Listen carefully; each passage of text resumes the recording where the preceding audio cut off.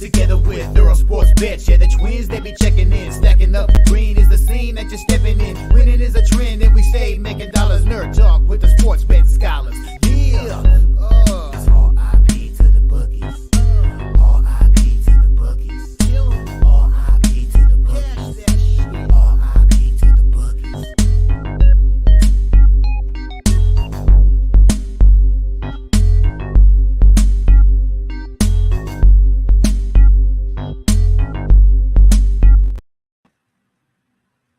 We are live. Welcome back to another edition of the Earle Sports Bet Show. My name is Nicholas Rome, joined here as always by my brother Tim. And today, we get a full baseball slate.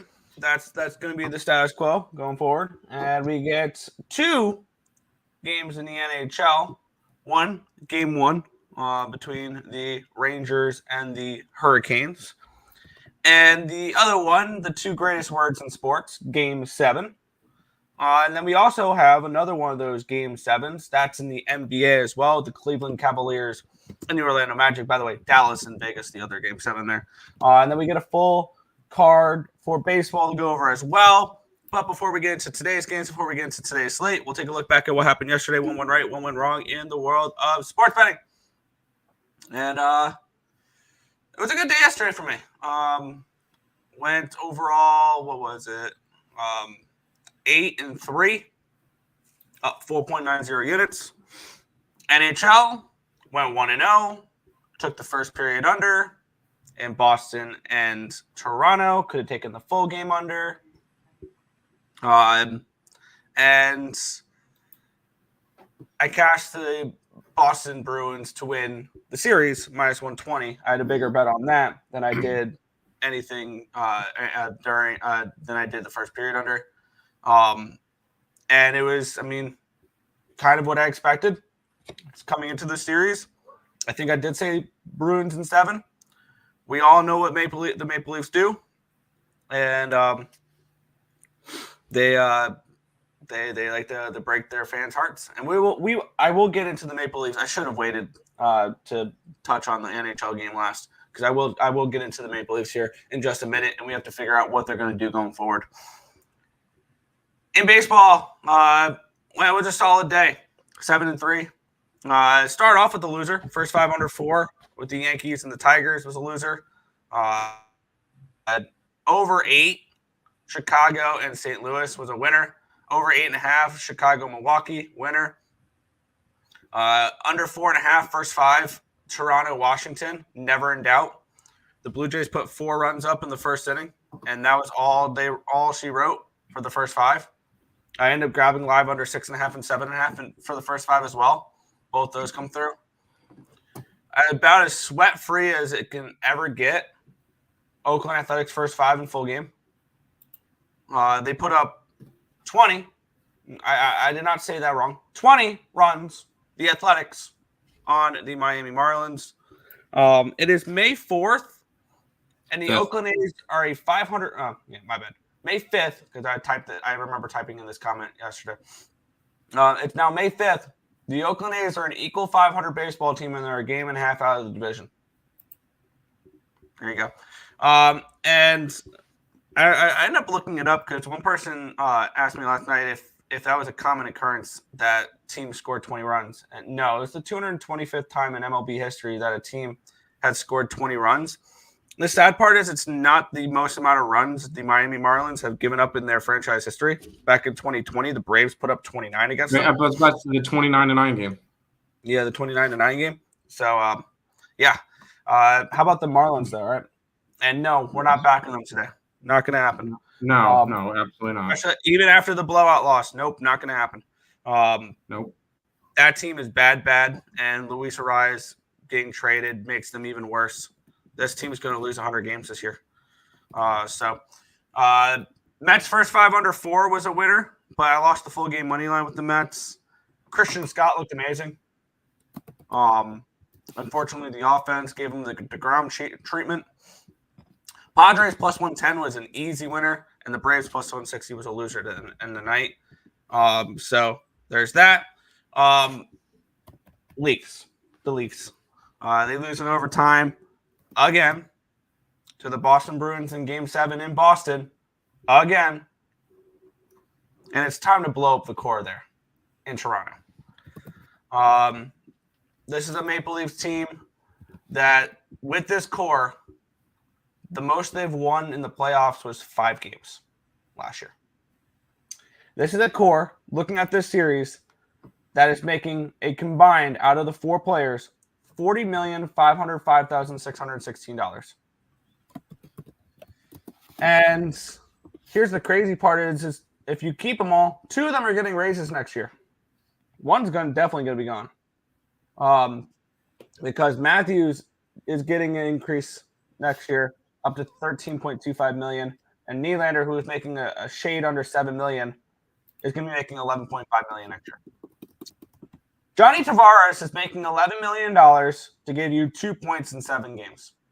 What a steal, right? Wow. Matthews played 5 games. He actually had a decent series. He got you 4 points in 5 games. And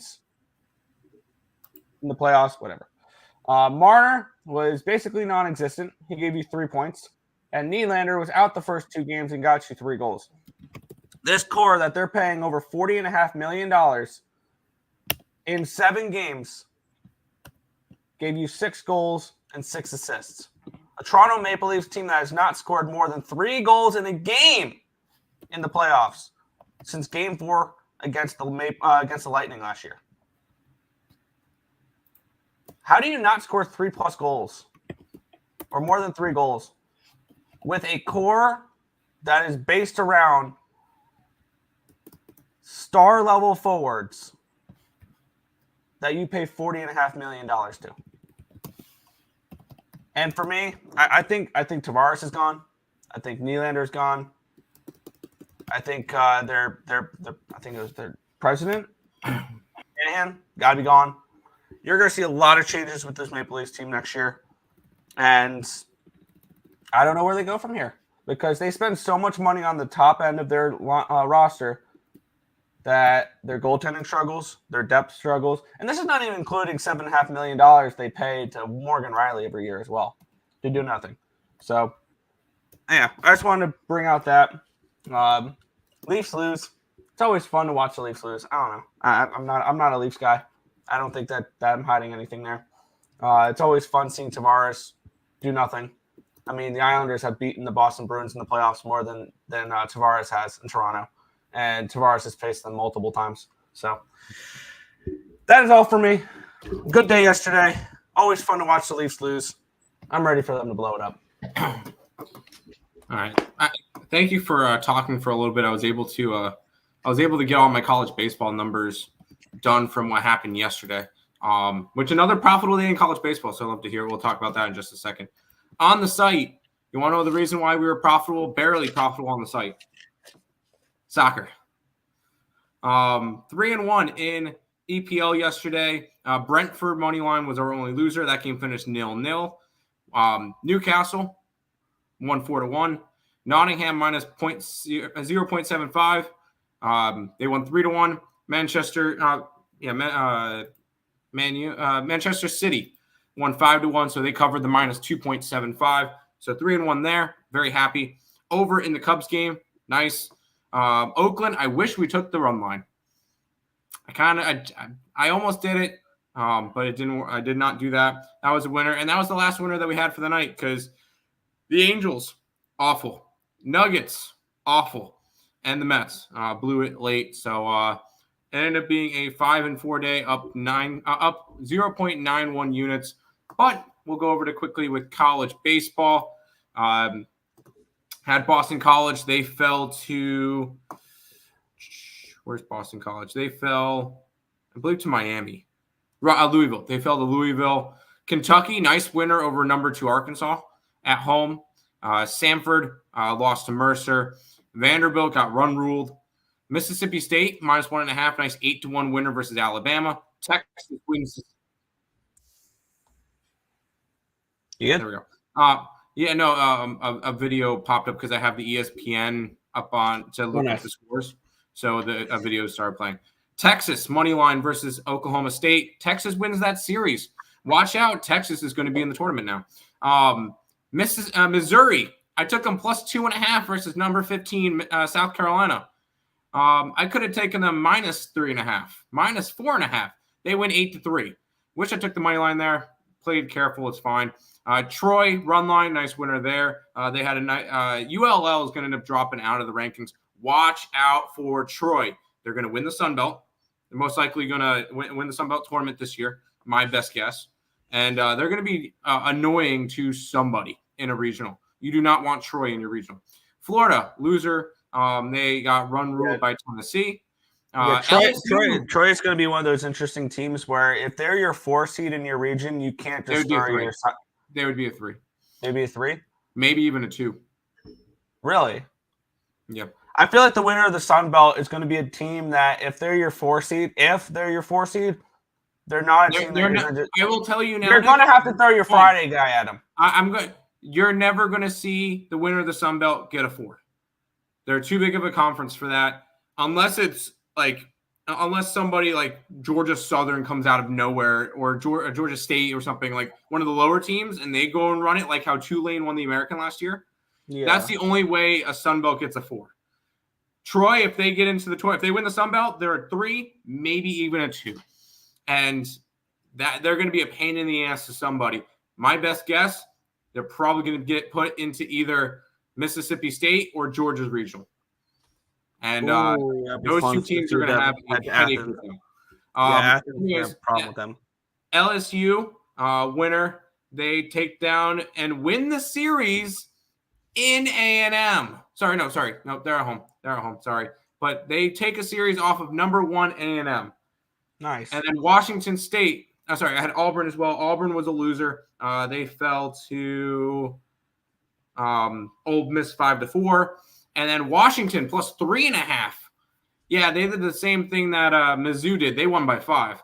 So I could have taken their money line there, gotten some nice plus money. Did not work out that way. I ended up taking their plus 3.5. Still cash. 75 up 2.1 units in college baseball. So 2 really nice days over this weekend so far. I'm up about 10 units in college baseball. And I'm ready for Sunday. I'm excited to jump back more into college baseball. Love it. Do you want to go to the chat real quick and then go from there? Yeah. Robert saying this is the biggest game of the season for the Canes. Canes in 7. Canes in 6. No. No. I don't think that they should be favorites in this series. I don't think they should be pick-em favorites in this game. No. Morning, tuning in from work. What's good, Nathan? The Leafs really suck, but so do the Bruins. That'll be a close game. Either one could have went home. Correct. And I'm not surprised it's the Leafs. I don't care who it was, though. Florida's kicking whoever's ass. Probably. I think. Good chance. VGK. Yes, I am on the VGK today.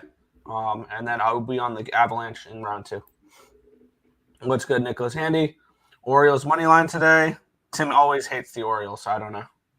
Yes, dude, every single day, Orioles money line. It is what it is. Make fun of me all you want. I've been betting it every single day. There you go. Bruins smash. Yes, that was a nice little winner there last night. Rangers game 1, Stars game 7. I've got the Rangers game 1. I got the Golden Knights game 7. Wanted Timberwolves series, but expected them to lose game 1. So now got a core unit on them at a reasonable price, and we'll add more if they lose game 2. I'm on the flip side. I lost my future already with the Nuggets there, where I took them to win game 1 in the series. So thanks for doing absolutely nothing there, Denver.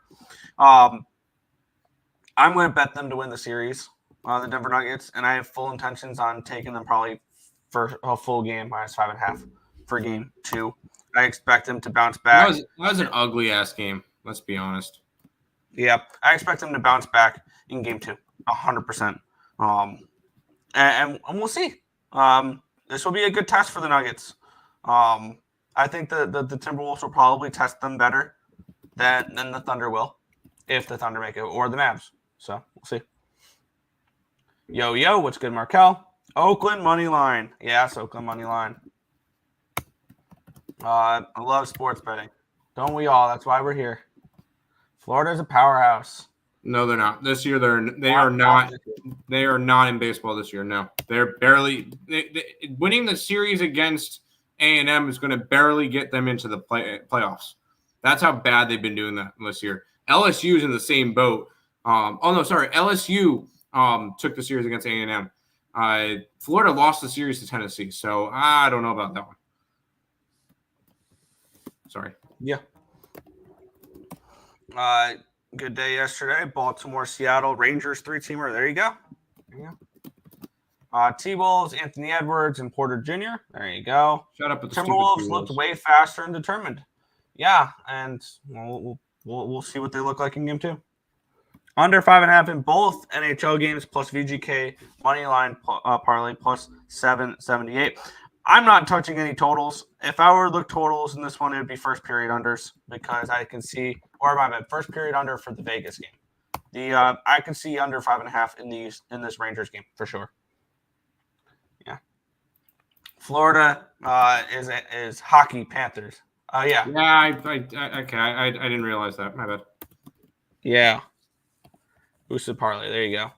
The whole world was on the Nuggets last night. I know what the hell I it saw wasn't. nobody on the freaking Nuggets last night.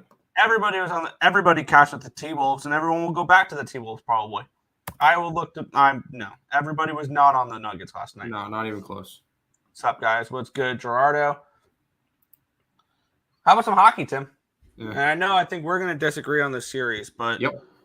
I've already moved on a series prop with this one here. I've already moved on this game as well, and I'm going to be putting it up on the site after we break down the NHL here.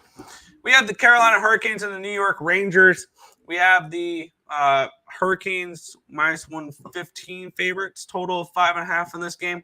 Let me get up the line history here in this one where it's loading. So I will let that load, and I will go over to the cash flow here in this spot where we have NHL. There we go. We have 67. There we go. 67% of tickets, 56% of cash is on the New York Rangers in this game. We have 57% of tickets, 58% of cash is on the over in this game as well. Let's switch this over to NHL, and we will get the line history up on this one here. Where, if it'll load, that'd be cool. Sometime today. There we go. Click. This line opened up at minus 110 for the Hurricanes. I'm seeing around 113 on Bet Online. Line opened up at a 5.5 minus 110. It's now 5.5 plus 108. So we've had a big move towards the under in this game as well. I think this will be a series of unders. I truly do. I think that defense will be on the forefront in this series. If you like goals, I'd probably wait for the Vancouver Edmonton series. You probably want to wait for maybe the Western Conference games, because if you want offense, this is not where you're going to find it. I do lean under in this game. I do think we could see really strong defense in this one here. I'm on the Rangers though, and one thing that really caught my attention was that the Hurricanes are favorites in this series without home ice advantage. And usually I'd be like, oh, that the public loves the Hurricanes. And and for whatever reason, they think this team is different this year. Why? Why is this Carolina Hurricanes team different this year than they are in any other year? This is a team that realistically could have gone 7 games with the Islanders. That could have happened because they had to come back in a few games. They got outplayed in a few games. I'm not a believer in the Carolina Hurricanes. I'm not. I watched them against the Islanders. They didn't impress me. Rangers are coming in off of a sweep. They've won 6 games in a row now. They won 4 in a row. They haven't played since the 28th of April. The Hurricanes haven't played since the 30th of April. So both these teams have had, for the Rangers, over a week off. They've had time to get healthy. They've had time to rest. And the Hurricanes, they've had a little bit of time as well. 2 days less. I look for the Rangers to come out here game 1 and get the job done. And I think the spot to look for the Hurricanes in this series is heading back to Carolina down 2-0. So I think the Rangers hold suit in New York. I think they win both games in New York. Carolina takes game 2 or game 3 in Carolina. And maybe they tie up the series, and maybe this is a home-dominated series because these are 2 home ice advantages that are actually pretty significant. In the past, the Carolina Hurricanes have really struggled on the road. Now it's the only game the only game they lost in that series against the Islanders was on the road in that overtime game. And I look for the Rangers to take advantage here. I'm on the New York Rangers, -105 in this spot here. I have Carolina futures, so I'm thinking Carolina wins the series. I like Carolina overall throughout the entire playoffs. I think that they could have made a nice run last year. They were missing Andrei Svechnikov, and that completely threw them off. They got him this year, and the thing is, Nick, this is not the same Carolina team that was in the playoffs last year because they got Svechnikov now. They got Kuznetsov. They got Jake Gensel. All of a sudden, they have a lot more scoring prowess, which they did not have last year. This is, in my opinion, this is the year the Canes make the Cup. This is the year I still think the Canes win the Cup. So I'm on the Carolina wagon right now. They don't get me wrong. That Islander series was ugly for them because they did not look good. If they show up against the Rangers like they did against the Islanders, the Rangers are taking care of the series in 6, maybe 5. Yes, they've got to play better than they did versus the Islanders. But that being said, I think they work up to their competition. I think this is going to be a good spot for them. So I'm on Carolina. I think they win the series. The fact that the President's Trophy Cup winner with home ice advantage is not a favorite in this series tells me everything I need to know. Everything I need to know. Canes win this series. Also, Tim, you got to keep in mind, I mean, the Carolina Hurricanes were all of, a point behind the Rangers? So, yeah. Yes, but at the same time. It's not like they were see, for me, in my head, when I knew this was going to be the matchup, I thought it was going to be a pick'em. I just thought that the Rangers shouldn't be that big of dogs. Maybe they shouldn't be, but at the same time, that's the only way that I could look at that one. So, fair. Back to the chat, Tim. Yes, hold on. I'm just I'm editing the one slide. I'm editing the slider because I was putting in my college baseball plays for today because yesterday's were running across the bottom. There you go. So I'm fixing that now, and we're good to go. All right. Where did we leave off? Oh, bros, happy Cinco de Mayo to you too as well. Rangers money line. Nope. Great pick on the Mariners plus dog last night and the Padres. Yes, I liked the Mariners last night. That was fun. I had the Nuggets -2.5. Circle of trust. Yeah, it was not pretty last night. Bounce back tomorrow. Rangers money line. Nope. Canes puck line. I like it. I would go puck line. Maybe an empty netter. Gensel goal. As I was mentioned, Jake Gensel's been big in this playoff so far.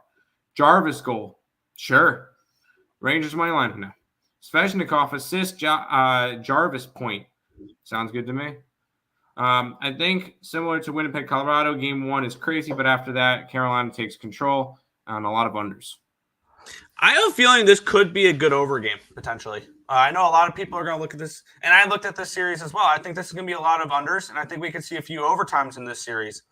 But would it surprise me if this game goes over game 1? No. Not at all. President's curse, maybe. No. The Canes are the complete opposite of the Capitals' speed, great defense, depth. Exactly. I mean, the Capitals, all they had was defense. Like I will say, you've got to think that the Islanders battle tested the Canes a lot more than the Capitals did to the Rangers. Yeah, but So the I think Rangers that are more the Rangers Islanders are more sorry, rested though. the Capitals are gonna not Capitals. The Canes are gonna be more ready for this series, in my opinion. See, here's the thing. I don't think the Rangers are scared of the Canes though, because this is a team that have actually owned the last few years. The Rangers have won 7 of the last 9 matchups against the Hurricanes. They play really well. They match up really well against the Hurricanes. They do, but at the same time, I just think it's a different team this year. So I just feel like this is the year that the Canes actually, do it. MSG Rangers winning. No. Damn, this is the 40th person that I heard that were on the Rangers. Really? I've seen nothing but Hurricanes. Snezhnikov shots on goal. Sure.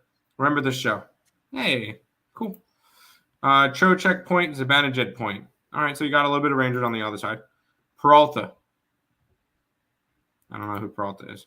What do you guys think about taking the Denver Nuggets series at even money? Sure. Yes. Why not?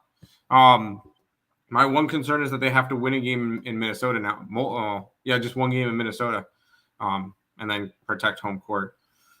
Just to think, just by the way, Anthony Edwards is not going to go and score 47 points again like he did last game. Like that, he had a massive game. I don't see that happening again. Michael Malone's a really good coach. He's going to adapt to it. They're going to end up shutting him down. So yes. Cavaliers, yes, I like the Cavs today. And Aho goal. Sounds good to me. This is the game. This is another game game 7, but I have futures on both these teams, but I have more on one team than the other. Yeah, I have a series prop in this series that I bet before game 6, and I actually added to it. Because before game 6, I took the Vegas Golden Knights at plus 340 to win the series. And now, and here, I added some plus 130 money line because it was only a half unit play for the plus 340. Let's get into it here. The Vegas Golden Knights taking on the Dallas Stars. The Dallas Stars opened up at a minus 150. It's down to a 144. Line opened up at 5.5 minus 101. It's down to a 5.5 at plus 117. So we have a move towards the under, and we have a move towards these Golden Knights. We have 83% of the tickets and 80% of the cash is on the Stars.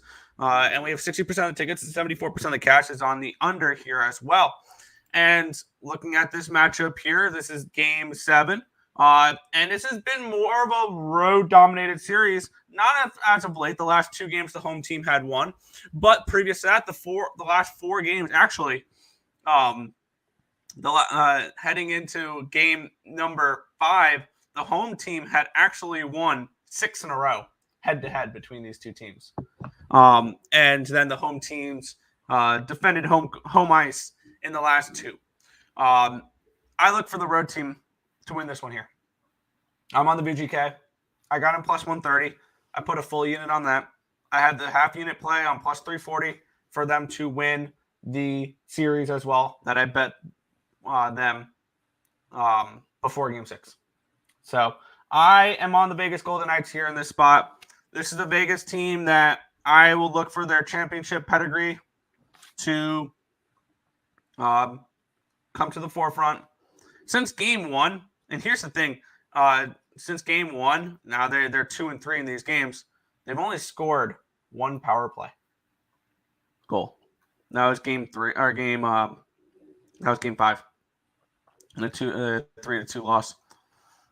I look for them to get on the board on the power play here today, and I look for the Vegas Golden Knights to take the series. And this is exactly where I had the series going: 7 games, and Vegas winning it in 7. So I'm on the Vegas Golden Knights. I got them at plus 130. I also have plus 340 for them to win the series. And also looking at it from that one contest perspective, it would do me very good to see the Dallas Stars get eliminated, especially when the person in second place has 5 stars in their lineup.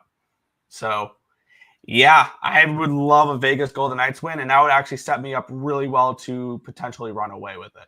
So, yep, I'm on the Vegas Golden Knights here at plus 130, as well as the series. Go Knights, go. I have both of these two teams as futures because I have 10-1 for the Stars to win it all from preseason, and I have 12-1 for Vegas to win it all from midseason, and I also have Vegas parlayed with the Nuggets, both championship futures. That's like 70-50 or something like that. So I'm more invested in Vegas than Dallas. Obviously, I have futures on both these teams, so either way, it would be nice. But I'm going to take Vegas here. I think they're the more ready team to keep going. Obviously, we saw them win the Cup last year, and it's basically the same team as it was last year. So I like this Vegas Golden Knights team to keep rolling, win Game 7, and get a series against Colorado. Yep. Supness. Feeling Dallas's time to make it deeper. No. VGK, yes. Stars have the momentum. Didn't Vegas win the last game? Yep. Yeah. The home dog. The home team is minus 155. Games goes to overtime. Stars win. I could see going to overtime. Similar to Bruins last night. But they're not a dog. It's not a home dog. Either way. Let's jump to the NBA. We got one game, a Game 7 here. Yeah. We get those two great words again, Game 7. We have the Cleveland Cavaliers. They are hosting the Orlando Magic. We've had the home team win every game so far in this series. The Cavs are -3. And this total is, wow, down to a 194.5. This line opened up at a 197. It's done nothing but drop down to a 194. I saw 194.5 last night. Half. Yeah, I saw 195.5 when I typed in this on Bet Online. This line's dropped a point in the last hour on Bet Online. Wow. Let's take a look at the cash flow and let's see if what we get from this. 57% of the tickets and 59% of the cash is on the Cavaliers. It opened up at a 3.5. It dropped down to a 3. It's back to a 3.5. 97% of the tickets, 97% of the cash is on the over and the line dropping. I have a feeling this could be the first to 90 points win this game. Like, I think you can take under 190 on this game win. The question is, do we have the balls to take an under at minus 194.5? I'm kind of tempted in it. And as for the side, I really don't have an interest in the side. It would be probably Magic or nothing for me. Because I would like to now I'm curious. When the home team wins the first 6 games of a series, what is the win-loss record of the home team in Game 7 if the home team won the first 6? I have a feeling it's not as good as people think it is. I have no clue. Well, yeah. And this series hasn't started yet. Road team's not won yet. I lean Magic and under. And damn, am I interested in this under. I saw this line so low. And maybe I'm making a mistake here. But I want the under in this game, even at 194.5. I think you're crazy to take it under that low. For me, it's an over or nothing, but I'm going to be on the Cleveland Cavaliers. This is a Cleveland team that, as I mentioned earlier, I have going pretty deep in the playoffs. And I have them beating Boston. So Cleveland is – and this has been a home-dominated series. Cleveland is 3-0 at home, 0-3 on the road. Not to mention Cleveland 29-15 at home this year compared to the 18-26 on the road for the Magic. If the Magic wanted to win Game 7, it should have. They really wishing it was in Orlando, because I think that a young team like the Magic playing a Game 7 on the road is going to be very, very difficult for them. I think Cleveland wins this game. I think they win it by 7, 8, 9 points. Give me the Cavaliers. I got them at 3.5 at like even money area. Now it's 3 and it's a little bit juiced. I like Cleveland in this matchup. Under. It could under 190. It's going to be in the 180s. Sheesh. What happens if it goes to overtime? Paulo over 1.5 threes. Darius Garland over 2.5 rebounds. Donovan and Darius over points. And Carter Jr. under rebounds. 98% of the money on the over. Yeah, I'm going under. Okay. Jared Allen playing. I think so. It does not really matter to me either way. D. Mitchell special. There you go. What a sweat. Oakland game was 7-0 in that. You were 7-0 in that game with first 5 money line, full game money line, -1.5, 3.5, 4.5, 9.5, 10.5. Holy shit, dude. You live bet those? Live bet those? Yeah, guaranteed it was a live bet. I didn't even score this. Yeah, it was 20-4. Mitchell had 50 and they still lost. Yeah, it was on the road. Yeah, Fernando was. Yeah, jeez. Yeah, you should get yourself an Oakland Athletics jersey with all that money. Anyways, let's jump into this, Nick. By the way, I want to make one play official with that game. Over on BetMGM, Orlando Cleveland under 195.5 -115. Here we go. And it's also an early game too. It's also I'm sorry, you have a game 7, the only game on the card today, and you put it at 1:00. It's a Sunday. I get it's a Sunday. That's the only reason why it's a Sunday. 7. Yeah, but it's Sunday. They did the same thing last year. It was a Sunday 1:00 game between Boston and Philly. It was a 1:00 game. Yeah. Interesting. All right. Fair enough. So yeah, I'm on the under 195.5 in that game. That game tips off in 2 hours. The Colorado Rockies are taking, I said right on. Sorry. Colorado Rockies and the Pittsburgh Pirates. Just a beautiful matchup we have here. -145 for the Pirates. Total 7.5 in this game. Pirates walked it off yesterday by a barn burner score of 1-0.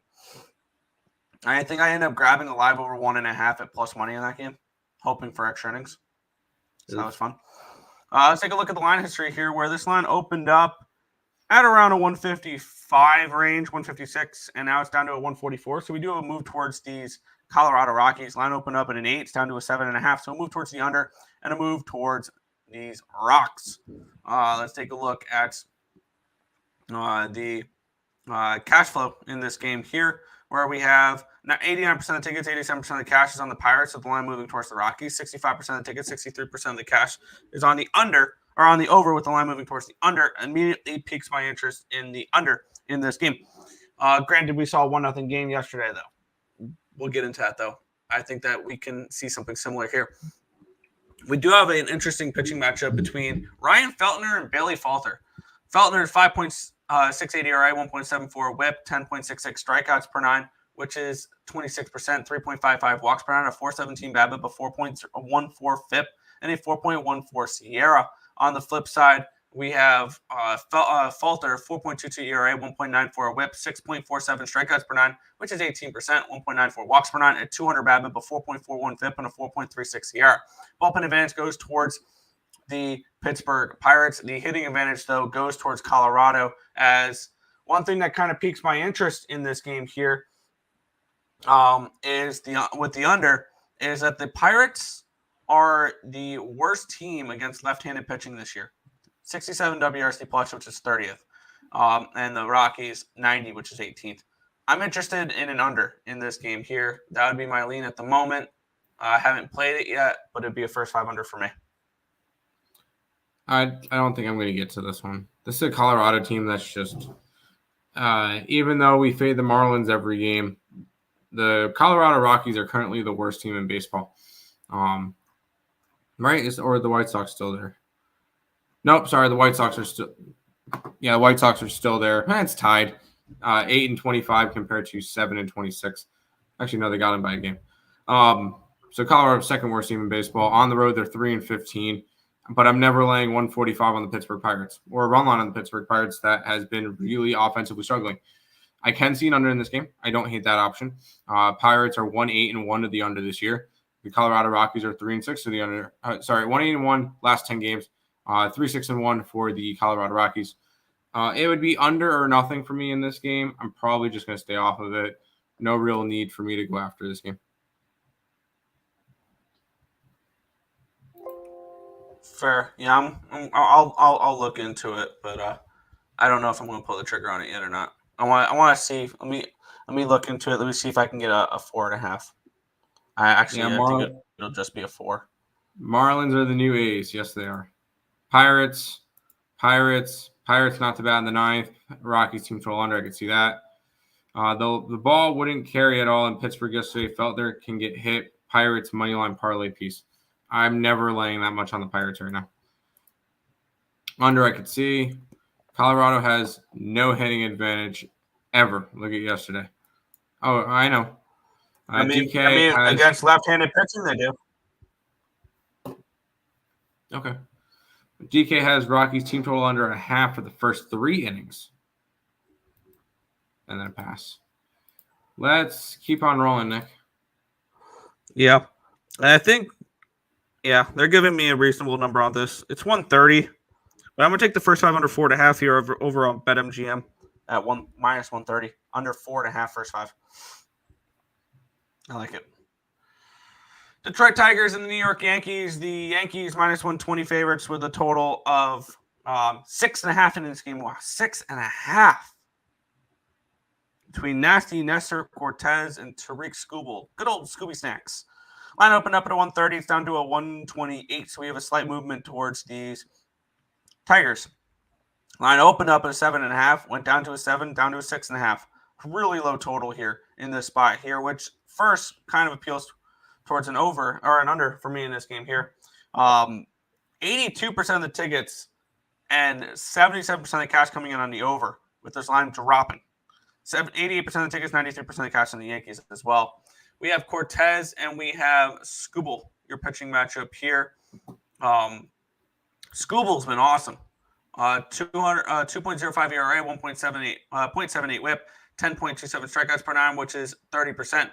1.76 walks per 9, a 2.19 BABIP, a 2.41 FIP, and a 2.81 Sierra. On the flip side, Nestor Cortez, 2.9 ERA, 0.94 whip, 7.84 strikeouts per 9, which is 22%. 0.87 walks per 9, a 2.53 BABIP, a 3.48 FIP, and a 3.64 Sierra. Bullpen advantage, it's about a wash in this game. Slight edge towards the Yankees, and the hitting edge goes towards the Tigers. 121 WRC plus, which is 5th against lefties compared to the Yankees 99, which is 16th.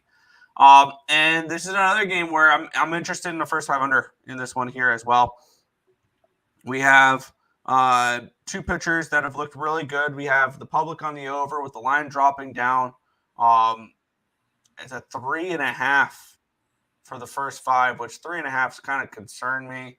They've not been the greatest track history-wise. I'm very tempted in the first the first 5 under in this game. Not going to pull the trigger on it just because I've been burned enough by first 5 under 3.5s. Even though if I would have taken the first 5 under 3.5 yesterday, and I would have been just fine. But that being said, I have no interest in this one here. I kind of lean Yankees. Yankees are going for the sweep today. After losing 3 out of 4 to the Baltimore Orioles, they've come back with 2 straight wins versus the Tigers. They don't play tomorrow, do they? No. Tigers go to Cleveland. And the Yankees have an off day. So there you go. I'm gonna I think I'm gonna pull the trigger on the Yankees.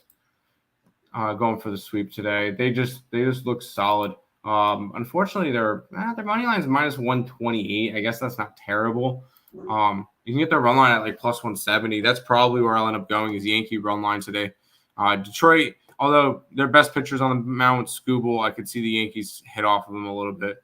Give me the Yankee run line here. It's plus like 170, 180. I can get plus 180 on it. So Yankee run line for me, Nick.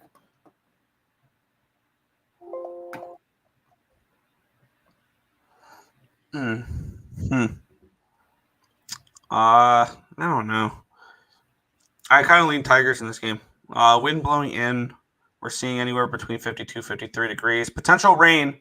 We do have an 86. This game could get rained out. About an 86% chance of rain. So yeah. So yeah, we could see rain in this one as well. Okay. So this game may not even go. Occupancy where if you've been, bro, haven't seen you in a while. You're not under a rock, obviously. Bet Detroit with Scooble. I want to go under first 5, 2.5, plus 190. I don't hate it. Plus I think I'm going to pull the 105. trigger on that Right. under 3.5. Thank you. System places over. Yeah. Valter to record a win plus 215. My faith will not wave, not falter. This is going to be my parlay. Good luck, dude. Up half unit Tigers first 5. Don't hate it. Although I do lean Yankees. To all the Toronto Maple Leafs fans, this should soak up most of your tears. You're welcome. 1959. Oh, that's still. so good. Under 6.5. All right, Nick. I'm gonna break my rule. Yeah. 1 second. My Google Chrome is currently crashing because I don't know why. I can't. Pitching for the. Because it says Alek Manoah is pitching for the Blue Jays. No, I was updating something on my spreadsheet, and my Google Chrome is being stupid, and I know. So hopefully, there we go. Now my spreadsheet is good. Yeah, this should tell you when when the Washington Nationals are favorites. This line opened up at a 113 for Toronto. Now we're seeing minus 109 for Washington. Line opened up at an 8, minus 110. It's now an 8 at minus 118. So we do have a line move towards the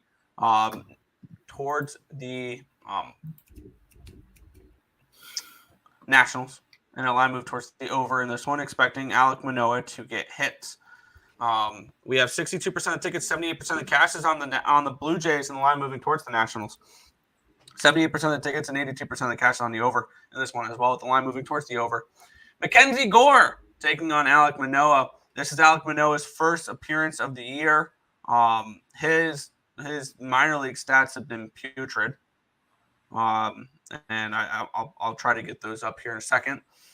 And Mackenzie Gore, 2.81 ERA, 1.36 whip, 11.22 strikeouts per 9, which is 30%, 2.45 walks per 9, a 406 BABIP, a 2.61 FIP, and a 2.94 SIERA. Any of his minor league stats in this for Manoah. I would like to fade Manoah in this game. And the markets are pointing towards Manoah has a bad start. This game may not go. There's anywhere between a 45 to 70% chance of rain in this game. So once again, this could be one of those weather type of games. So keep that in mind. With that being said, I need to type in to see where the bullpens are for this one because Manoah doesn't have any stats. So I need to type in for Manoah the Toronto abbreviation so I can get that to pop up on my spreadsheet here to see that the bullpen advantage 100% goes towards the Nationals, and the hitting advantage does go towards the Blue Jays, though, in this one here. But I think the Nationals can get to Alek Manoah, and I'm going to take the Nationals full game here, which the best available lines over on FanDuel at minus 104. I will preface this with this is the second time this year I'm betting a Toronto Blue Jays game. Give me the Washington Nationals. Happy Alek Manoah Day. He was awful besides the one start against Paul Sneags in AAA. And I just think that I think he's just a fade. And we'll see what he's got. So I'm not going crazy with it. But this is Happy Manoah Day. And we're taking the Nationals, a Nationals team that is currently tied for a wild card spot at the moment, Nick. Scrappy team at the moment with these Washington Nationals. Sign me up for a little bit of Natty's action, minus 107 today. Yep, I'm getting minus 104 over on FanDuel. I just locked that in myself. There you go. I'll go to the chat. Nick, put up hockey real quick. Okay. Natties, Nats, yes, all Nats. Nats, but wouldn't play. Fernando, what do you think about Cleveland Guardians and Cavs moneyline parlay? I like the Cavs today. Just busy, Markel. Nice to see everyone in here today. Let's get it. Let's do it. Raining in the DMV. There you go. I got Nationals moneyline minus 105 last night. Like it. Ain't nothing wrong with that, dude. Oh yeah. Astros are blessing everyone. DK customers with up to early promo against their Hunter Brown. I could definitely see Hunter Brown getting hit early today. Alec Manure Day. This is a huge game for Alec. I got my bet. Nationals. Seattle. I kind of like Seattle. Mo, not a bad two-piece. There you go. Let's head to this one, Nick. Yep. Sorry. All right. There we go. All right. Track that. Cool. Cleveland Guardians and the LA Angels. We have the Guardians as minus 135 favorites, total of 8 in this game. Let's take a look at the line history here. Griffin Canning taking on Carlos Cookie Carrasco. Line opened up at a 132. It's now a 136 in this game here. We have the over opening up at 8.5 minus 125. It went up to a 9, back down to an 8.5, and now it's actually an 8. So we've had to move towards the under, and we've had to move towards the Guardians, suggesting that Carrasco pitch as well. Let's see if the markets agree with that here. We're at 77% of tickets and 64% of cash is on the over. And the line has gone down from an 8.5 to an 8, even though it did get up to a 9 at one point. And then we have this line, 83% of the tickets and 72% of the cash is on the Guardians. The line's moved slightly towards Cleveland in this spot. We have Cookie and Canning, 2 pitchers that I don't particularly trust, but for some reason the line's moving down, which is interesting. Griffin Canning in the last 30 days, 7.13 ERA, 1.54 whip, 7.13 strikeouts per 9, which is 17%.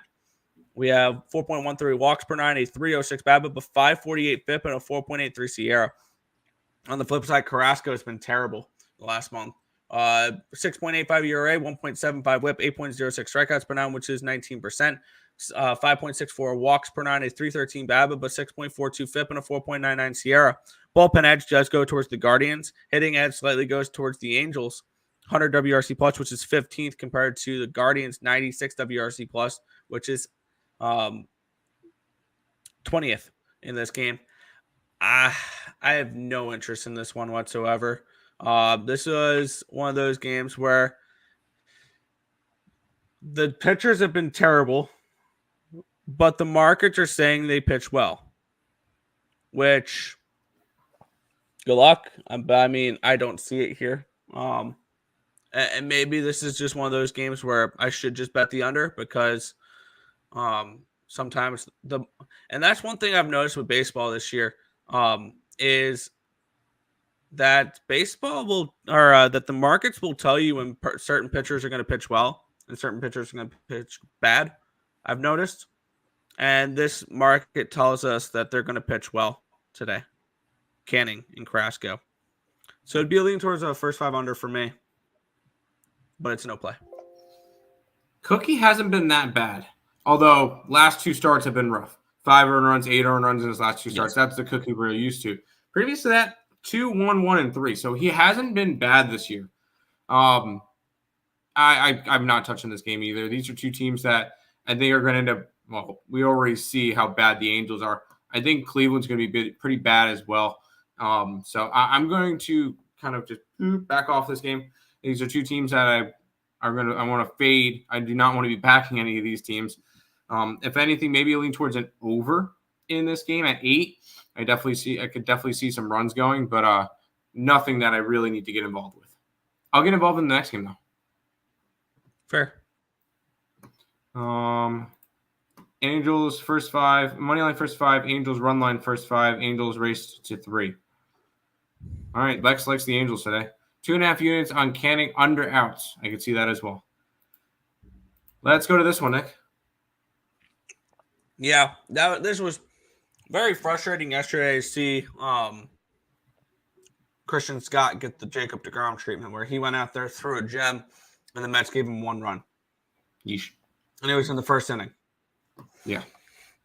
Luis Severino and Ryan Pepiot, your pitching matchup here, where we have this line opening up with the Tampa Bay Rays is minus about 125 favorites in this game, down to a 106. So we had a decent move towards the Mets in this game. Line opened up at a 7.5. It's down to a 7. So a line move towards the under and a line move towards the Mets in this game here. 66% of tickets, 60% of cash on the over. The line moving towards the under in this game here. 24% of tickets and 56% of cash on the Mets. Sharp money all over the Mets here in this spot. And a reverse line movement away from the over with the money coming in on it in this game. Luis Severino, 1.80 ERA, 0.87 whip, 7.5 strikeouts per nine, which is 22%, 3.3 walks per nine, a 182 BABIP of 3.22 FIP, and a 3.94 Sierra. On the flip side, Ryan Pepiot, 1.86 ERA, 0.76 whip, 10.86 strikeouts per nine, which is 33%, 1.86 walks per nine, a 210 BABIP, a 2.7 FIP, and a 2.69 Sierra. Bullpen advantage goes towards the Mets. Hitting advantage goes towards the Mets. Both these pitchers have been awesome this year. I kind of lean them very similar to yesterday's game. And I think I kind of want to move on the exact same plays as yesterday's game. First 5 under and Mets money line. The only problem is I think we're getting 3.5s across the board. We do have a 4 minus 125 on ESPN bet. And I'm going to move on that. I'm going to move on the first 5 under minus 120 or first 5 under 4 minus 125 on ESPN bet. And I'm going to go also on ESPN bet Mets money line as well. I'm going right back to the same 2 plays as yesterday. I look for Severino to pitch well. I look for this bullpen to be better. And I look for the Mets to win this game. So I'm going to be on the first 5 under 4 and the Mets. Severino's been the best pitcher for the Mets this year. And I know it's crazy to sound. Last game went 8 innings. 7 1/3 of those, no hit. He was really solid, and then the Mets offense couldn't do shit.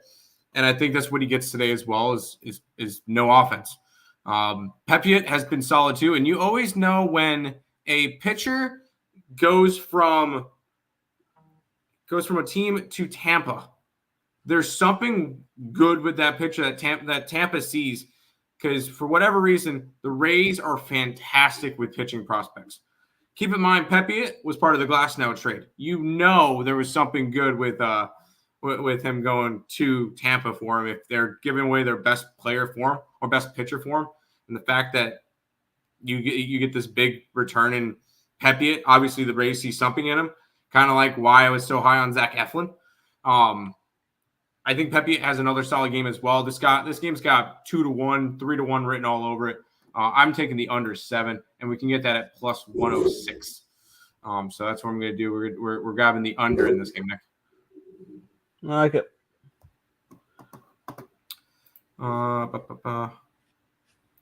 Mets first 5. I'm not betting the Mets. They never seem to help out Severino because Severino has been great. They're 2-4 in his starts. And the only games that he won was a 6-1 game against Kansas City and a 9-1 against Pittsburgh when Pittsburgh was falling apart. So I can't really trust the Mets right now for that.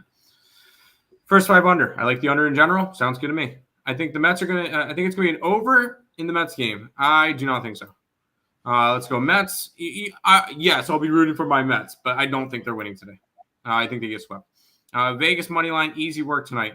Don't say that. Do not say easy, because then it ends up not being easy. Under 3.5, first 5, no fear. I have no fear with it too, but it's just I'm still I took the full game under because also keep in mind, Nick, David Stearns, Mets bullpen has been one of the best bullpens in baseball. I'm riding that. Hold on, let me pull up bullpen ERA. Mets have the 6th best bullpen ERA in baseball, and it's number 1 in the National League, and it's not particularly close. 2.85 bullpen ERA compared to a 3.47 for both the Braves and the Dodgers. So the Mets bullpen has been the best bullpen in the National League, and it's not been particularly close. Severino over K's, I can see that as well. This one is another fun game. We saw this one. There was a blowout yesterday, Nick. Yeah. Also, I've been staring down this play. I'm just going to pull the trigger on it here. I'm going to take that first 5 under in the Yankee Tiger game. It might get rained out. I'm gonna still take it though. It's 3.5 minus 105 over on Bet365. So, I'm going to be moving on that as well. Let's get into the next matchup though.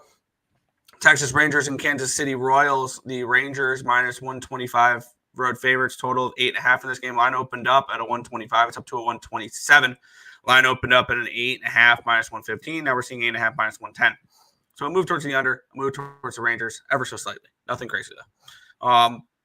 68% of tickets, 68% of cash is on the over. The line moving slightly towards the under. 30% of tickets, 72% of cash is on the Royals in this game, with the line moving towards the Rangers in this spot.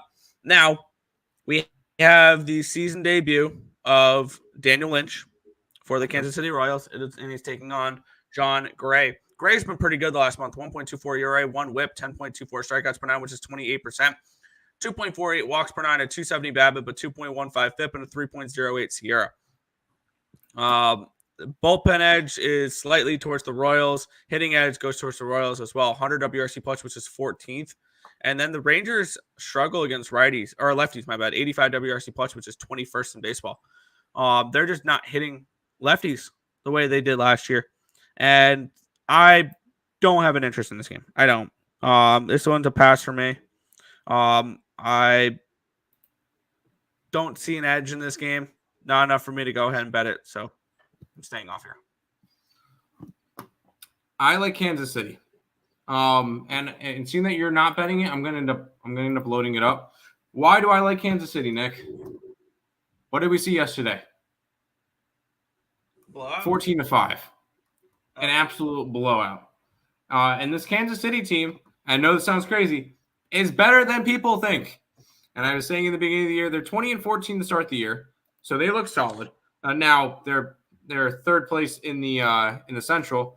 The Tigers and now the Twins are above them. Sorry, the Guardians are still above them.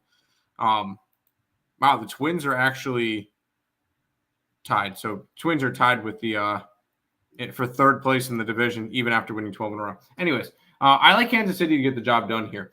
I think this is a solid team. Dylan Lynch is making his first start of the year, which is a little bit concerning, and he was not particularly good. But after a team gets absolutely blown to pieces, I like backing them the next game, especially if they're a good team. So, yes, Kansas City Royals here. I'm getting them at plus 118 on the money line, back in the Royals at home. Good luck. I see the sharp money in on them. So, I mean, I'm not going to argue with you here. It's just not a play that I feel the need to bet. I feel like I've got a decent enough amount of volume for the first few games here, where this is a game where I feel I don't need to force action. I think it would be a first 500 for me, but I don't know what to expect from Daniel Lynch. That is a concern, but I'm still going to ride with it. That's fair. Good luck. I'm back to Chetnik. Let's see. Under. I could see an under in that game. And then Royals, I agree. There you go. We'll head to the next game here. The Houston Astros and the Seattle Mariners, minus 135 for the Astros. Total 8 in this game. The Astros coming in off of, I think it was a 5-1 loss last night against these Mariners. 5-0. 5-0 loss? They didn't score any? Okay, never mind. Yeah. Hunter Brown and Bryce Miller, your pitching matchup here. This line opened up at $120, and now we're seeing a 132. So we have a move towards the Astros in this game. Line opened up at an 8.5, minus 105. It's down to an 8, minus 102. Markets pointing to, or the line movement pointing towards a good start here for Hunter Brown, and the cash flow kind of agrees with it a little bit. 75% of tickets are on the Astros, but 74% of the cash is on the Mariners. So maybe not on that aspect, but 31% of the tickets and 83% of the cash is on the under in this game. So 69 and 57 are on the over, and the line dropped from an 8.5 down to an 8. Taking a look at the pitching matchup here, Hunter Brown's been putrid. 11.84 ERA, 2.37 whip, 9 strikeouts per nine, which is 20%, 5.68 walks per nine, a 459 BABIP, a 647 FIP, and a 4.7 Sierra. It's been bad. Miller's been awesome, though. 1.19 whip, .76, 1.19 ERA, 0.76 WHIP. There we go. 9.79 strikeouts per nine, which is 29%. 2.97 walks per nine, a 152 BABIP, a 3.25 FIP, and a 3.31 SIERA. Bullpens are actually the Astros bullpens actually improved a decent amount. Slight edge still goes to the Mariners, but not as much as it was a couple weeks ago. And the hitting advantage is an edge towards the Mariners as well. 105 WRC plus was 11 compared to 98, which is 16th for these Astros. And looking at this spot for me here, I know I've been just under today. I like this under. I like this first 5 under here. The markets are pointing towards Hunter Brown has a decent start. And I can see it. We've seen the Mariners struggle to hit a little bit this season. They've been playing a decent amount of under baseball. And I can get 4.5 minus 120. I'm going to take that here. First 5 under, 4.5 minus 120 on ESPN bet. Is he due to have a good start? I'm not believing it yet. Markets indicate it. And I'm super high on this Mariners team, and I think Bryce Miller is a stud. He's going to be really solid for this Seattle team. And I'll still make the argument because I still think it's true. Seattle's got the best rotation in baseball. Yeah. Any arguments? I think Seattle, and it's the best. It's the best rotation that doesn't have a bunch of big names. Like you've got Logan Gilbert, Luis Castillo's been okay, Bryce Miller's been great. Like this is a rotation that I really do like, and I'm back on Seattle here. I can get them at a little bit of plus money. I'm not believing in Hunter Brown. I believed in him last year. I thought he was going to have a good start to his career. He did not. He's having a rough year right now. He had one good game, and it was the first game of the year. Yeah, okay. Sign me up for Seattle action more than anything, Nick. Money line on Seattle. Good luck. I can only look Houston in this game personally. Mariners. And yeah. So let's keep rolling, Nick, because eventually the winning streak's gonna snap. I don't know. Yeah, I don't know if I particularly want to jump in front of it though. Jumping in front of moving trains does not sound like fun. No, it doesn't. And that's kind of what the Minnesota Twins are right now. It's just a train that I would prefer not jumping in front of. But when you get win streaks this high, it does become very appealing to go the other way. Line opened up at a 165. It's up to a 177 now, though, so a big move towards the Twins. Line opened up at a 7.5 minus 115. It's down to a 7.5 at minus 107. So another move towards the under here in this spot. We've seen a lot of unders so far this year. I think that's why we're seeing markets move that way. And this is another one. 70% of the tickets, 63% of the cash is on the over and the line moving towards the under. Immediately, my eyes go to the under in this game. Immediately. 89% of the tickets and 78% of the cash is on the Twins, with the line moving towards the Twins as well. So that all checks out. Tells me that we see a good pitching performance today here from Joe Ryan. It's Cooper Criswell versus Joe Ryan in this matchup here. And I want to take a look at what we're going to expect from Criswell because I believe 4 to 5 innings. 4 to 5 innings. 4 to 5 innings? Yep. Because he's been pitching pretty well as of late, and I have no problem backing the under. Yeah. 1.65 ERA. I always wanted to make sure he was actually going to go decent into this game before I start reading off his numbers because they're actually pretty good. 1.65 ERA, 0.98 WHIP, 6.06 strikeouts per nine, which is 17%. 1.65 walks per nine, a 250 BABIP, a 3.33 FIP, and a 4.02 SIERA. On the flip side, Joe Ryan's been good as well. A 3.68 ERA, 1.09 WHIP, 11.05 strikeouts per nine, which is 30%. 1.23 walks per nine, a 3.24 BABIP, a 2.98 FIP, and a 2.60 SIERA. Bullpen advantage going towards these Minnesota Twins. And the hitting advantage is about equal. 109 WRC plus, which is 7th for the Twins, and 108, which is 8th for the Red Sox. This is another game. I'm sorry I'm repetitive. I'm sorry I'm boring. But I like the under in this game. And the market's pointing towards the under. Both these pitchers have been pitching pretty well. I like Sunday unders. It's just the way it is generally. And see, can I get another 4.5 here? Is the ultimate question. Because I'm seeing 7.5. I'll probably have to pay some juice for a 4.5 here, but I think I'm going to go back to a first 5 under in this game between the Red Sox and the Twins and look for a very low-scoring, relaxing Sunday.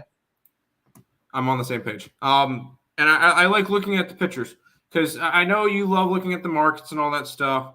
I like to look at the pitchers. What have they been doing? Chris Bull, last 2 starts, 5 innings each against Cleveland and San Francisco. Now, not the best of offense teams, and even though they're on a nice winning streak, Minnesota's not the best offensive team either. He's allowed no earned runs, 1 walk, 5 hits, 7 strikeouts in 10 innings. So he has looked solid. On the opposite side, you got Joe Ryan, who has also looked solid. He's going to give up 2 to 3 runs, though. He's given up 2, 3, 3, 1, 3, 1.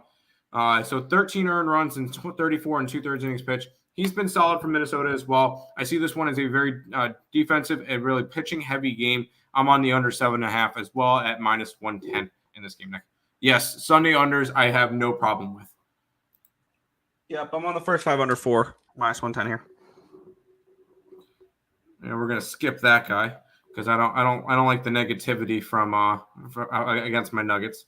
No. I put 5 units on my up to early win promo and 1.5 units first 5 Mariners before they used the promo. Before they issued the promo. I got you. Boston.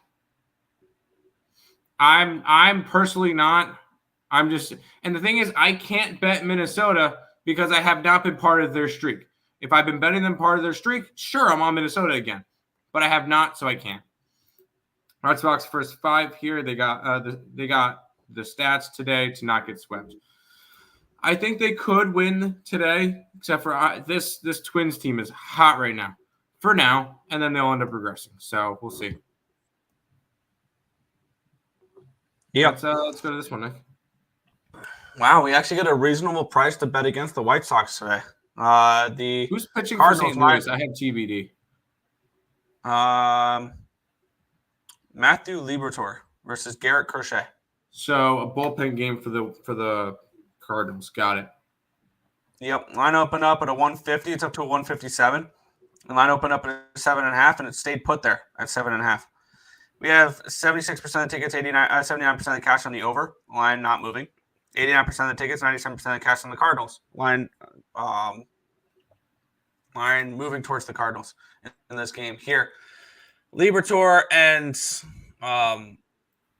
originally it was going to be Kyle Gibson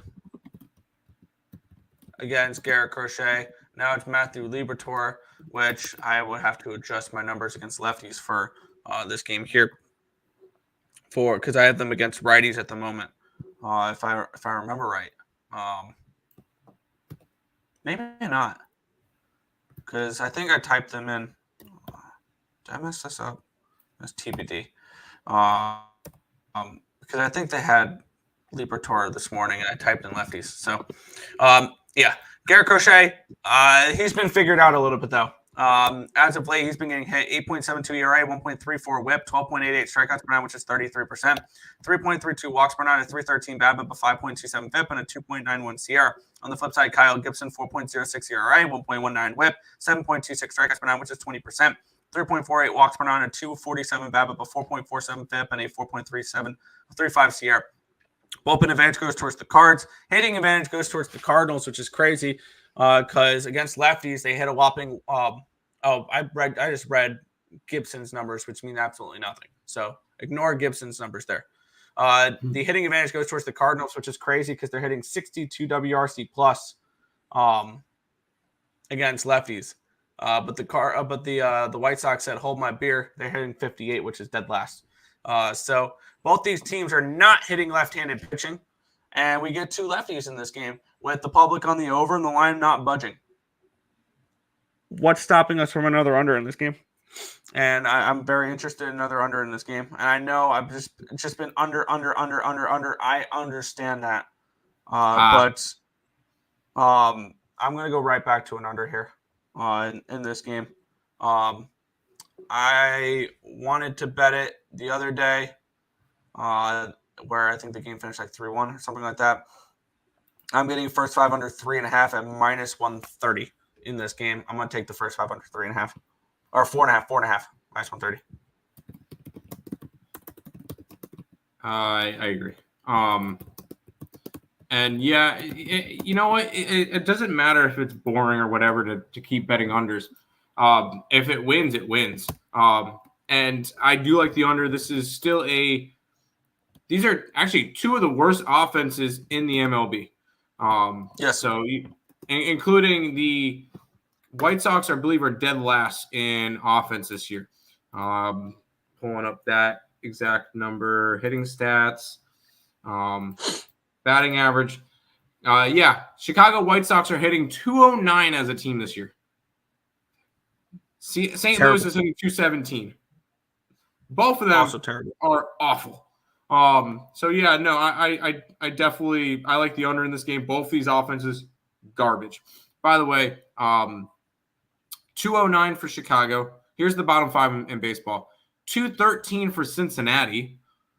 217 for Oakland and St. Louis. 221 for Seattle. And then 223 Pittsburgh and Miami. So, by the way, Dodgers 275. That's your best batting average. 275 for the Dodgers. Surprisingly, the Houston Astros have the second best batting average. The bats have not been the problem for the Astros. I've been saying this for a while.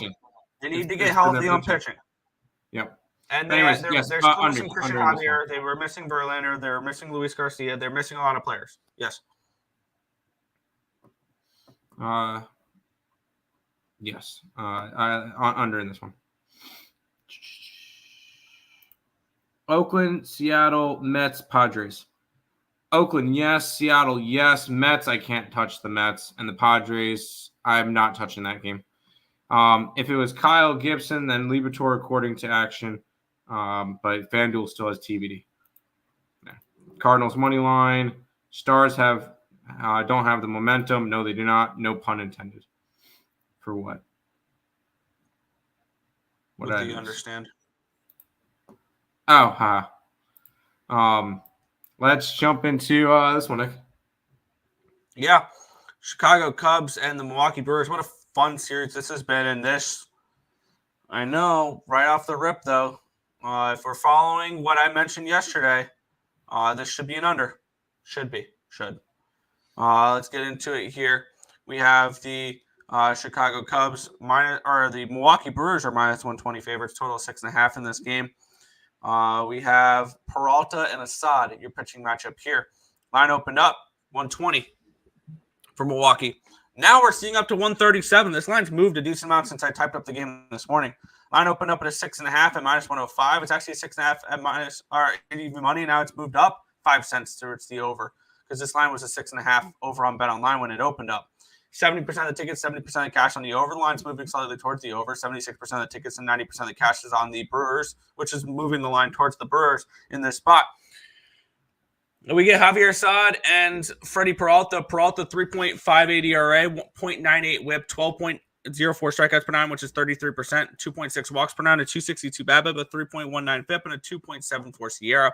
On the flip side, Javier Assad, 2.42 ERA, 1.04 whip, 7.62 strikeouts per nine, which is 21%, 2.77 walks per nine, a 236 BABIP, a 3.38 FIP, and a 4.11 SIERA.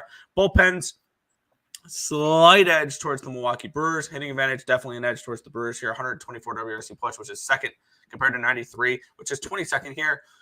And as we were talking about earlier and yesterday, and now if you follow that, it is, I believe, 11-4 this year. If you take every Cubs home game, 8 and below, under, and 8.5 and above, over, you're 11-4 because yesterday was an 8.5 and it went over. 6.5 though. I mean, it's under or nothing for me. It's the only way I can look in this game. It's the under. Do I want a first five under? Are we looking at 3? 3.5 juiced? Do I want an under in this game? Kind of. Because goddamn, this is a low total.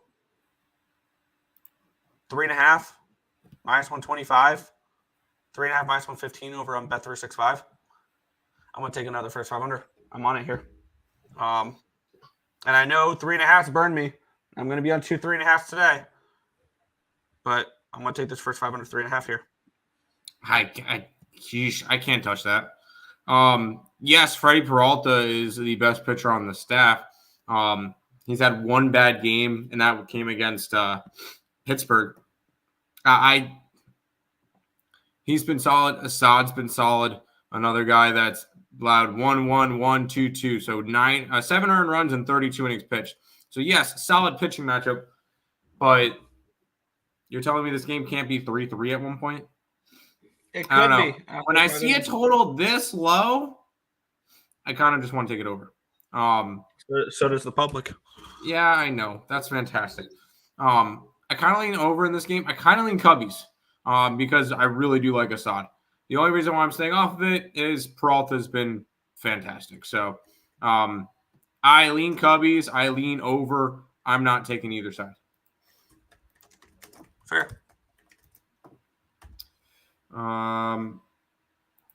Rangers and Knights. Nick likes the Rangers and Knights. I like the Canes and Knights tonight. Under 6.5. No. Brewers money line. I kind of lean Cubbies. Yep, and under. I can't do under in this. Over. That's the only way I could see myself doing. Is the over in this game. I want to take my Brewers, but I can see this game going 0-0 into the 5th. I could see that as well, but no. Neither of them are going over 6.5. Well, Nick, I already put this game up on the site. I took money line. Yeah. The Oakland Athletics and the Miami Marlins. We have the Athletics minus 125 favorites, total of 7.5 in this game.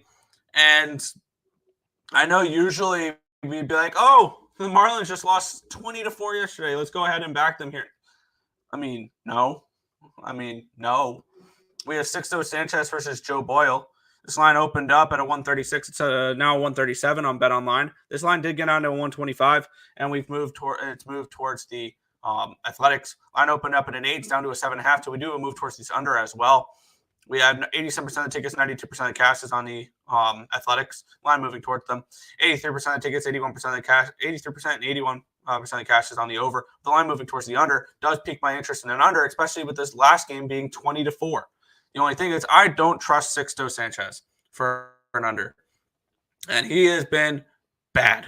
And I need to just something in my spreadsheet because he's been a bullpen piece. He's been going one inning and he's been getting lit up in said inning. So when he was in the bullpen, he was fine. When he started starting, that's when he got blown up. And yeah, he's been going one inning and been getting blown up in those starts. I have no faith in Sixto Sanchez. This is pretty plain and simple, just an Athletics money line play for me. If it was someone I can trust, maybe I would look towards a first 5 under in this game as well. But Sixto has been downright awful. And I have no faith in him doing anything in this game. So it's just pretty plain and simple. Athletics money line for me. I'm going to shop around and find the best number. Yeah, I love how we have 3 system plays that we kind of work with each day. You like your fade the Dodgers. I like my back the Orioles, and we're both fading the Marlins like crazy. Fading the Marlins has gone up on the site every single day. So far in 35 games, it's 24-11 up 15.48 units. It's been absolutely freaking solid, and we're going to keep betting it every single day until the end of the season. So yes, yep, we're on the Oakland Athletics. I got their money line at 134. It's just it was a little bit rich, but I still did it. Oakland today, Nick. So let's ride the wave. Yep. I'm clicking. No wonder the odds were different than what I was trying to find, was because I was still on the Brewers game, which is why I couldn't find the right number for the Athletics. Betting the mortgage on the Oakland Athletics today. Wake up in the twilight zone. No, you did not. Fetty, he's been solid. Good luck today, brothers. As always, thank you for the show. Appreciate it, Top Geo. Yeah, Freddie Peralta has been great. Athletics, yes. A's money line, yes. I really think Marlins have a chance here. They have had a chance of getting taken out back to the woodshed again. Yes. Gonna go back and watch the show like I normally do when I sleep in. Y'all cash these tickets today. All right, guys, let's do it. Stop, Gio. I want to double up on the A's. Sounds good to me. Riding the A's train. Why not? All aboard. Hop up. Let's get it.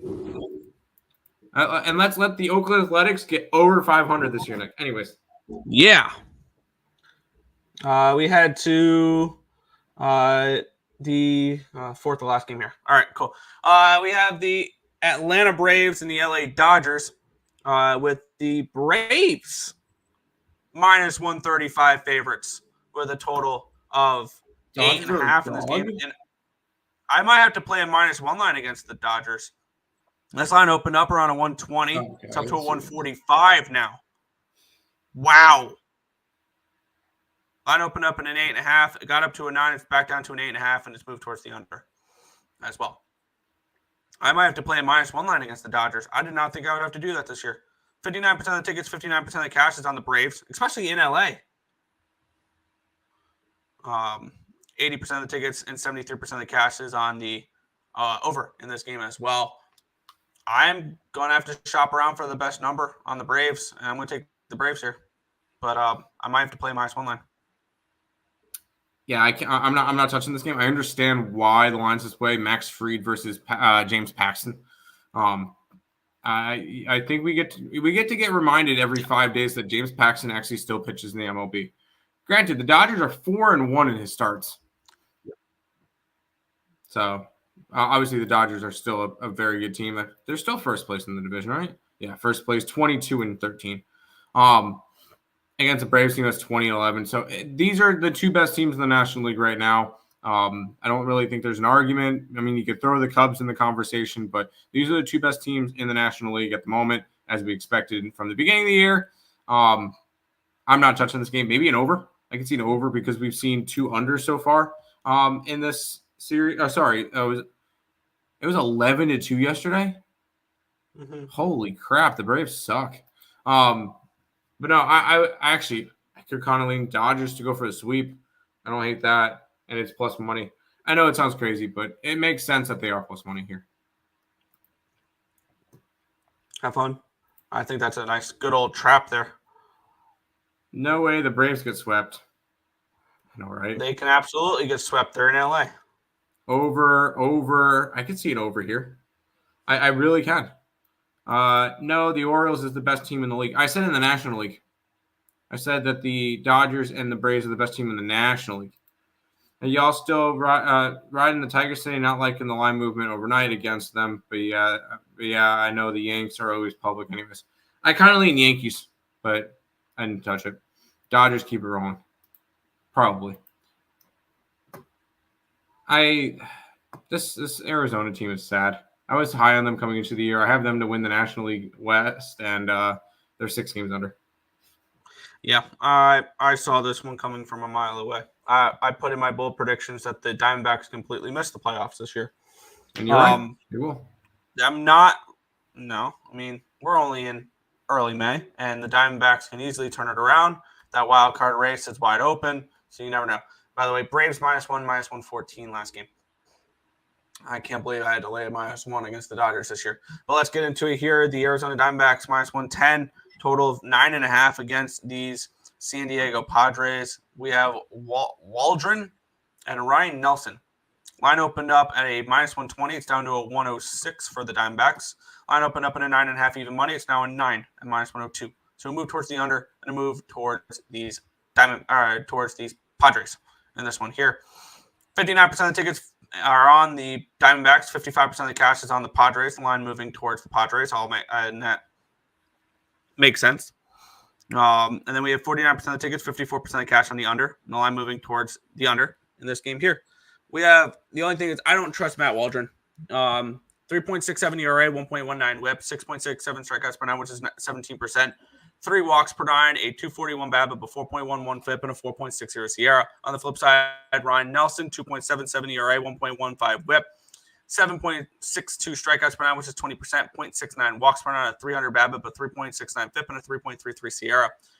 Bullpen advantage going towards the San Diego Padres. Hitting advantage also going towards the Padres here, 119 WRC+, which is 4th compared to 77, which is 26. So I see edges everywhere with the Padres here, and probably I should just bet the Padres. I just don't trust Waldron, and I think that's going to be ultimately what keeps me off this game is I don't want anything to do with Waldron.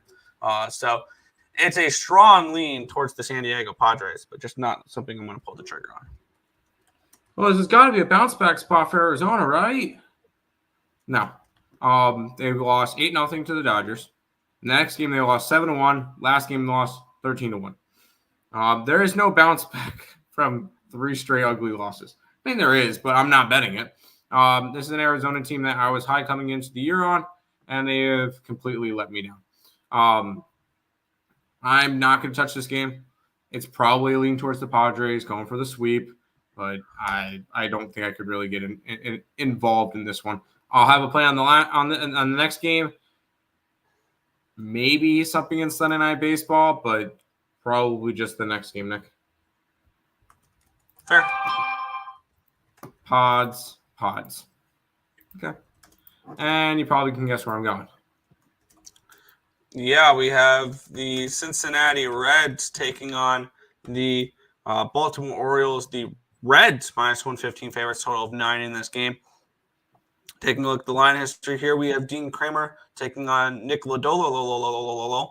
The line opened up at a 114. It's up to a 128. We have a decent move towards the Cincinnati Reds here. Line opened up in an 8.5 minus 115. It's up to a 9 at even money. Move towards the over. Move towards the Reds in this one here. Let's take a look at the cash flow. 59% of the tickets and 66% of the cash is coming in on these Orioles, or on the over, and the line moving towards said over. 54% of the tickets, 73% of the cash coming in on the Orioles, and the line moving towards the Reds in this one here.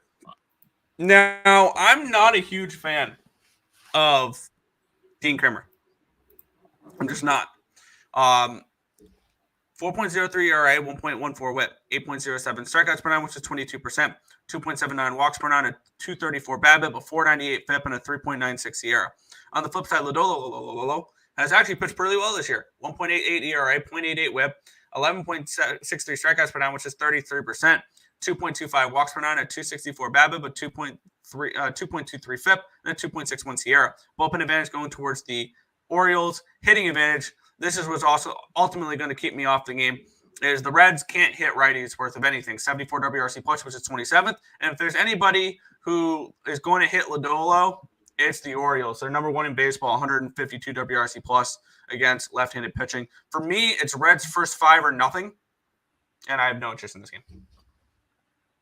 I've already put it in the chat. It is Orioles again. Orioles every single day. Welcome to day number 33. Oh, wait, is that 34? Shit, it's 34. Day 34, not 33. And the Orioles money line plus 110, run line plus 150.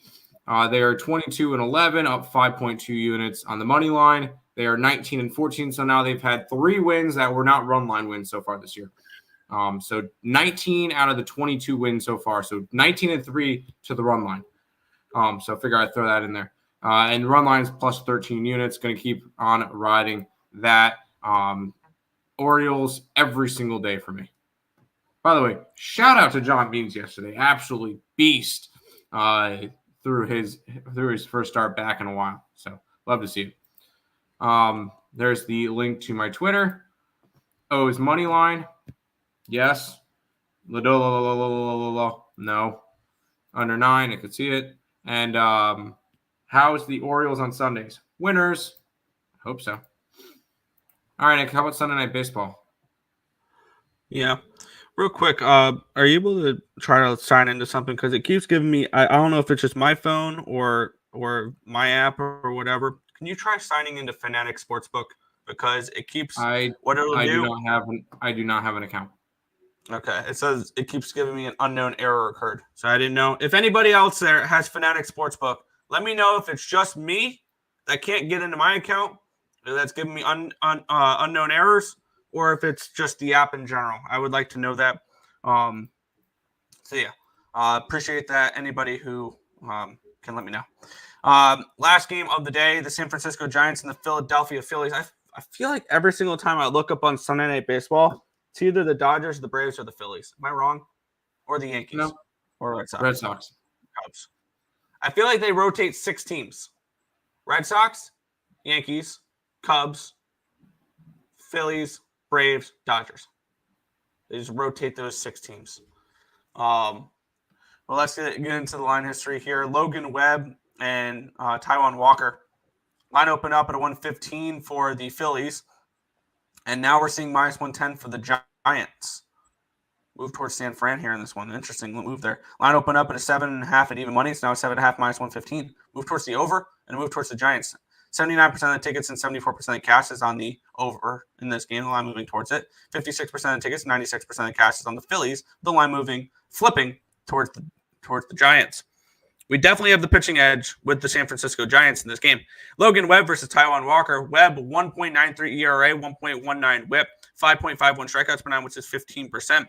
1.65 walks per nine, a 3.17 BABIP, but 2.57 FIP, and a 2.96 SIERA. On the flip side, Walker, 8.53 ERA, 1.58 WHIP, 5.68 strikeouts per nine, which is 15%, 2.84 walks per nine, a 3.16 BABIP, but 6.94 FIP, and a 5.34 SIERA.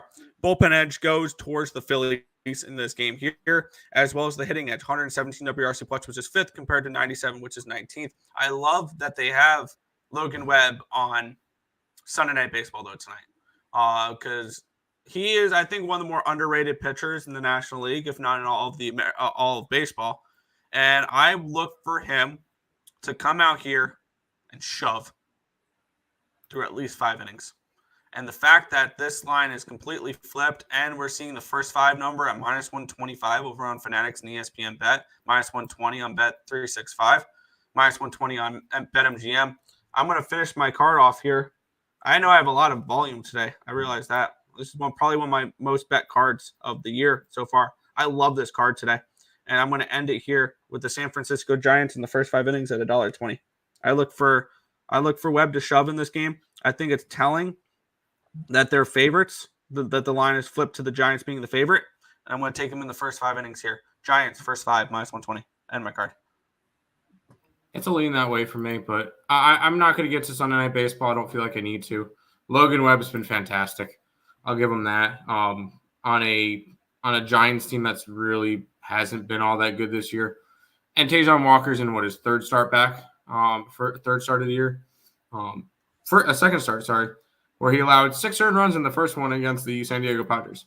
Not really too high on Mr. Taijuan Walker.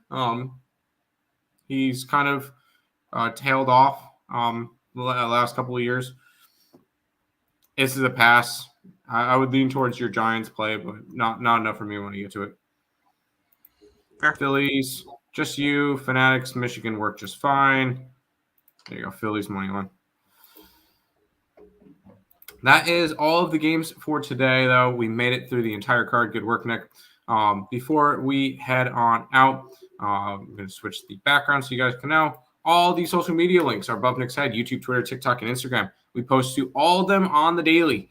So make sure you guys are following us over on those platforms. If you guys are interested in becoming a member of the YouTube channel, $5.99 a month, 16 cents a day. I'm actually about to post. All right, all the play, it's up there now. So there you go. All the plays up on the member only if you guys are interested in that. Recapping for today. Me personally, I'm on the Canes and the Vegas Golden Knights. Obviously, my plays have no impact on what's on the site. I do have the Magic today. And then for baseball, I am betting a Blue Jays game. It's Alek Manoah Day. I have to participate. Give me the Nationals. Under in the Mets game, Kansas City.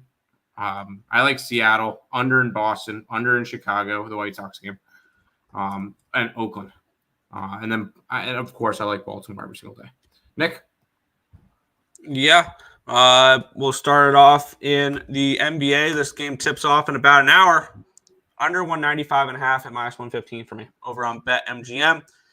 In the NHL, I'm on the New York Rangers minus 105 on BetMGM. I'm on the Vegas Golden Knights plus 130 on Bet365. In the MLB, I think it's a low-scoring, pitching-dominated day where I have nothing but unders basically in a couple sides. We're going to kick it off with Rockies and Pirates. First 5 under 4.5 minus 130 over on BetMGM. We're going to the Washington Nationals minus 104 on FanDuel. I really wish this matchup could have been Alek Manoah versus Patrick Corbin, and I could have taken an under just because I'm a sick human being. But yeah, I mean, Patrick. How fun would Patrick Corbin versus Alek Manoah be? That would be like must-watch TV. I'm on the Mets first 5 under 4. Mets race first 5 under 4 minus 125, and the full game money line for the Mets at even money. Both those are on ESPN Bet. I'm on the Seattle-Houston first 5 under 4.5 minus 120 on ESPN Bet. Boston-Minnesota first 5 under 4 on Bet365. Chicago White Sox, St. Louis Cardinals first 5 under 4.5 minus 130 BetMGM. Milwaukee, Chicago first 5 under 3.5 minus 115 Bet365. The Oakland Athletics minus 135 ESPN Bet. The Atlanta Braves minus 114 on BetMGM, and the San Francisco Giants first 5 money line on BetMGM as well. That is it. Right on.